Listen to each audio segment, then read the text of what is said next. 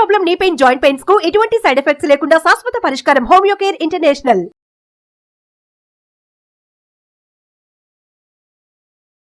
నమస్కారం, welcome to Suman TV. నేను గీతాంజలి. ప్రస్తుతం మనతో పాటు ప్రవచన వాచస్పతి, ప్రముఖ ఆధ్యాత్మికవేత్త టీకేవి రాఘవన్ గారు ఉన్నారు. వారితో మాట్లాడదాం.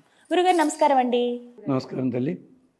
ఒక వ్యక్తికి కానీ లేకుంటే ఒక కుటుంబం పైన కానీ పితృదోషం ఉంది అని అంటే ఎలా తెలుసుకోవాలి? ఆ ప్రభావం అసలు ఎలా ఉంటుంది పితృదోషం కనుక ఉంటే? వీటికి అసలు ఏమైనా పరిహారాలు ఉంటాయా? పితృదేవతల అనుగ్రహం పొందాలంటే అసలు ఏం చేయాలి? వివరించండి. కొంచెం ప్రశ్న సున్నితమైన ప్రశ్నమ్మా.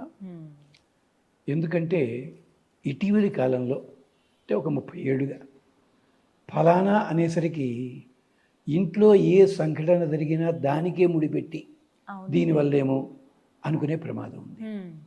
లేదమ్మా, అందుకని అలాగే నేను ఆ దోషం ఎందుకు వస్తుంది ఏమిటో అది నేను చెప్పను, దాన్ని మాట్లాడను నేను.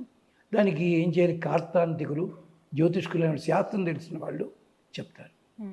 ఒక్క మాట, పితృదోషం అన్నది ఎందుకు వస్తుందంటే ముందుగా మనం ఉన్న చోట తల్లిదండ్రుల్ని మనం ఎలా గౌరవిస్తున్నాము అదొక్కసారి చూసుకోండి. ఏమనుకోకపోతే ఒకప్పటి రోజుల్లో 100 కుటుంబాల్లో 1-2 ఇతర దేశాలు వెళ్ళేవారు. ఇవాళ మన వాడలో 10 కుటుంబాలు ఉంటే 8 మంది ఇతర దేశాల్లో ఉంటున్నారు. అక్కడే ఉంటున్నారు. వాళ్ళ తల్లిదండ్రులకి వాళ్ళకి తెలియకుండానే ఒక గొప్ప క్వాలిఫికేషన్ ఇస్తున్నారు. ఐపీఎస్ కావాలన్నా, ఐఏఎస్ కావాలన్నా కూడా ఎన్నో ఎగ్జామ్స్ పాస్ అవ్వాలి. కానీ మన పిల్లలు అమెరికాలు, రష్యాలు అక్కడికి వెళ్ళిపోయి పరీక్షలు పాస్ అవ్వక్కర్లేకుండా తండ్రులందరినీ కూడా ఐపీఎస్లు చేస్తున్నారు, తల్లుల్ని ఐఏఎస్లు చేస్తున్నారు. ఐఏఎస్ అంటే ఇండియన్ ఆయా సర్వీస్. పిల్లల్ని చూసుకోవాలి కదా. తండ్రులు ఐపీఎస్ అంటే ఇంటర్నల్ ప్రాపర్టీ సెక్యూరిటీ, ఆస్తిపాస్తులు కాపాడుకోవడం. ఇది మొదటి అంశ పితృదోషానికి. అందుకనే మొత్తుకున్నారు మాతృదేవో భవ పితృదేవో భవ అని చెప్పడంలో ఉద్దేశము మాతృఖండము పితృఖండం అని చెప్పి స్కాంద పురాణంలో, పద్మపురాణంలో ప్రత్యేకించి ఉంది. దాదాపు 500 శ్లోకాలు దోషాలు ఎలా వస్తాయి చెప్పడానికి. ముందుగా తల్లిదండ్రులను గౌరవించుకుందాం. మనం గౌరవిస్తున్నామండి, సమస్య ఉంటుంది. మొట్టమొదటిగా పడేది ఏమిటి అంటే ఇంట్లో ఏదో ఒకటి కలతలు రావడం, భార్యాభర్తల మధ్య కానీ అన్నదమ్ముల మధ్య కానీ సందర్భం లేనివి. ఇవన్నీ సూచనలు మాత్రమే, చాలా తీవ్రమైన సూచనలు వేరే ఉన్నాయి. ఇవి జరుగుతాయి. లేదు అక్క తమ్ముళ్ళు, అన్నా చెల్లెళ్ళు, వీళ్ళ మధ్యన కూడా అన్నా చెల్లెల సంబంధం చెప్పాలంటే రుద్రాధ్యాయంలో ఒక మంత్రం ఉందమ్మా. పరమశివ రావయ్య, హవిస్సు తీసుకోవయ్యా, అంబికతో సహారా అని మంత్రం ఉంది.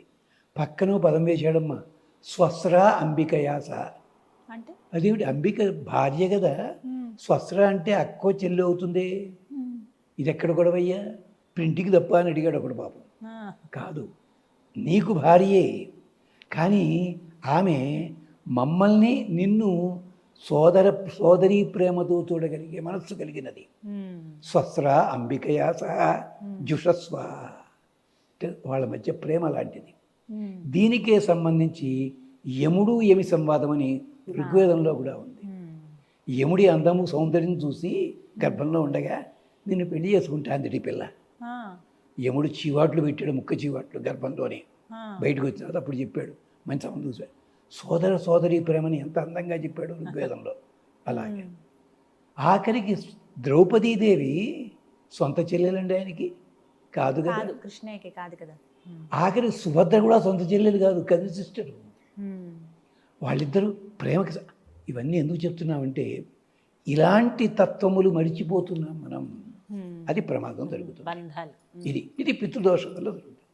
పితృదోషం అంటే మరి మాతృదోషం ఉండదా అంటే అడగచ్చు ఎవడైనా. కాదు బాబు, పితృశబ్దంతో ఉభయులు కూడా అవుతారు. అంతేకాదు వివాహం జరిగితే 2 కుటుంబాల మధ్య సంబంధం అనుకుంటారు. కాదమ్మా, అమ్మాయి సంబంధం, అమ్మాయి తల్లి, అమ్మాయి తండ్రి, అబ్బాయి తండ్రి, 3 కుటుంబాల కలయిక అని శాస్త్రం. ఇక్కడెక్కడ తప్పుడు అది జరిగిపోతుంది. అంచేత ఏమిటనమాట, కలతలు రావడము, ఆర్థిక ఇబ్బందులు రావడము, సంతానము నిలబడకపోవడము, నిలబడిన సంతానం కూడా అటు ఇటు కావడము, ఇలాంటివన్నీ పితృదోషానికి. దీనికి మార్గం ఏమిటి అంటే చాలా సులభమైన మార్గం. ఆ పెద్దలు ఎవరున్నారో వాళ్ళ పేరు మీద సంవత్సరానికి తిథులు వస్తాయి కదా, జాగ్రత్తగా చేయడం. సద్బ్రాహ్మణుడిని భోక్తగా పిలవాలి.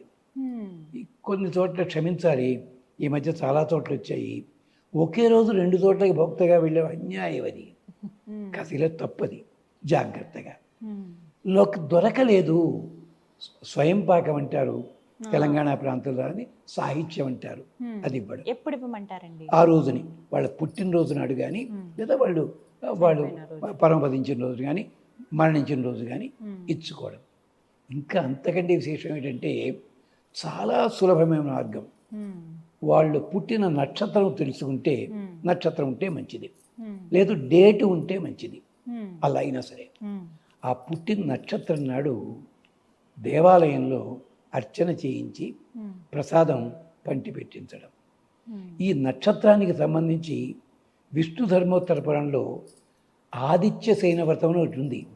నక్షత్రాల మంత్రాలు ఉంటాయి, దాంట్లో ఒకటే మంత్రం, అది వాళ్ళ పేరుతోటి చదువుకోవడం చేయొచ్చు, వెళ్ళిపోతుంది. అయ్యా మాకు అలా తెలియటం లేదండి, మాకు డేటు తెలియదు, నక్షత్రం తెలియదు, ఏమీ నష్టం లేదు.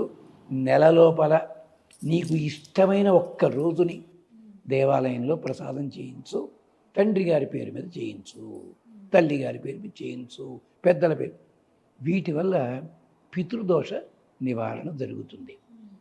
ఇలాగే మనకి వరాహ పురాణంలో, నారద పురాణంలో కొన్ని స్తోత్రాలు ఉన్నాయి, 13-14 శ్లోకాల స్తోత్రాలు, పితృదోష నివారణార్థం అని చెప్పి. దాంట్లో ఒక్క శ్లోకం మీకు జ్ఞాపకం చేస్తాను. ఏమిటది? నమస్తే పుండరీకాక్ష రుణత్రయ విమోచన లక్ష్మీకాంత నమస్తేస్తు నమస్తే పితృమోక్షద. చాలా సింపుల్గా ఉంది శ్లోకం, చూడండి. నమస్తే పుండరీకాక్ష. పుండరీకాక్ష దేనికని? పద్మములను వికసింపజేసేవాడు సూర్య భగవానుడు. ఆ సూర్యమండలంలో ఉంటాడు. జయ సదా సవిత్రమండల మధ్యవర్తి నారాయణ. మన పితృదేవతలంతా పెడతారు చంద్రమండలము, సూర్యమండలము, తర్వాత పైలోకానికి. నమస్తే పుండరీకాక్ష రుణత్రయ విమోచన. మాకు రుణాలు ఉంటాయి, పితృరుణము, దేవరుణము, ఋషి రుణము. ఈ 3 రుణాలని కూడా తొలగించేవాడివయ్యా నువ్వు. అంటే పొద్దున్న లేచి ఒకసారి దండం పెట్టి ఉండే చాలే సూర్యుడికి, ఈ దోషాలు పోతాయి అది. కానీ మనం ఏమిటో మార్నింగ్ వాక్ అని పేరు పెడితే బయలుదేరతాం మనం. రుణత్రయ విమోచన లక్ష్మీకాంత నమస్తేస్తు. లక్ష్మీదేవి స్వరూపానికి కాంతుడా నమస్తేస్తు. నమస్తే పితృమోక్షద.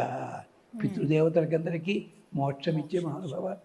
ఎంత సులభమైన శ్లోకం అండి. దీన్ని చెప్పాను కదా, వారి జన్మ నక్షత్రం కానీ, వారి స్వర్గ నక్షత్రం కానీ వెళ్ళి చేసుకున్నా, లేదు నెల లోపల ఎప్పుడైనా సరే ఒక రోజుని పెట్టుకుని, ఆ ఆఫీసులో ఏమవుతుంది వద్దు, కాస్త వీలుగా చూసుకోండి. ఆ రోజుని చక్కగా పరమాన్నం నివేదన చేయండి. అంటే పాలలో నీళ్లు కలపద్దు, పాలు బెల్లము అన్నము, దాంతో మళ్ళీ జీడిపప్పు లేకపోతే తినలేను, ఇవి అవసరం లేదు. అది అలా చేయండి, ఇది సులభము. లేదు ఒక్కసారి ఆ పెద్దల్ని తలుచుకుని దండం పెట్టుకోండి, ఉదయము సాయంకాలం కూడా. అది కొంతమంది అనాథాశ్రమాలకు లేకపోతే ఎక్కడైనా ఓల్డ్ ఏజ్ హోమ్స్కు వెళ్ళి ఆ రోజున ప్రత్యేకంగా దానం ఇవ్వటం ఇలా చేస్తూ ఉంటారండి. అంటే ఓల్డ్ ఏజ్ హోమ్లో వాళ్ళు ఉన్నారా, వాళ్ళు ఉంటారా? అది తప్పు కదా. అది అక్కడ అప్పచెప్పినట్టయితే అదే. అందుకని IPS IAS అంటే చెప్పడం ఉద్దేశం అది. ఆఖరికి ఇప్పటి సోషల్ పుస్తకాల్లో డిఫైన్ గ్రాండ్ ఫాదర్ అన్నాడు వాడు ఎవడు పుస్తకంలో. ఒకప్పుడు ఇంట్లో తిరిగేవారు, వాడు ఏమన్నా రాశాడు తెలిసిన, nowadays they are not found in the families, they are found in old age homes అని రాశాడు వాడు స్టూడెంట్. 2వ క్లాస్ వాడు కర్మ. ఇలా ఉంది, అది తప్పు. అలా ఇవ్వకూడదండి, తప్పమని వాళ్ళు అక్కడ పెట్టడమే తప్పు. అలా ఇవ్వకూడదు. కనీసం వాళ్ళ పేరుతో ఇక్కడ భోజనాలు వడ్డించాలి, భోజనం చేయొచ్చు, తప్పులే. ఎంచేత దాన్నే పాపం శంకరాచార్య తిట్టుకోలేదు, బాధపడ్డారు. కడుపులో ఉండగా నువ్వు తన్నిన తన్నులకి ఆ తల్లికి కోపం వచ్చి నువ్వు బయటికి రాగానే తన్నుంటే నువ్వు ఏమయ్యి ఉండేవాడురా. కడుపును పడ్డావు, నోరు తగలబెట్టావి, నిద్రపోనివ్వలేదే ఆవిడ్ని, నిద్రలో కూడా ఇలా పక్క వెళితే ఏమైనా కష్టం. శ్లోకం అద్భుత కళ్ళ నీళ్ళు వచ్చేస్తాయమ్మా. మ్మ్. ఆ మాతృస్తవం అని చెప్పి దాంట్లో మ్మ్. దురదృష్టం అంతే. అంచేత అంచేత ఈ శ్లోకం లేదంటారా. మరొక శ్లోకం ఉంది, నమామ్యహం తృప్త్యర్థం పితॄణాం తారణాయ చ పుత్ర పౌత్ర ధనైశ్వర్య దాతు ఆరోగ్య వివృద్ధయే నారద.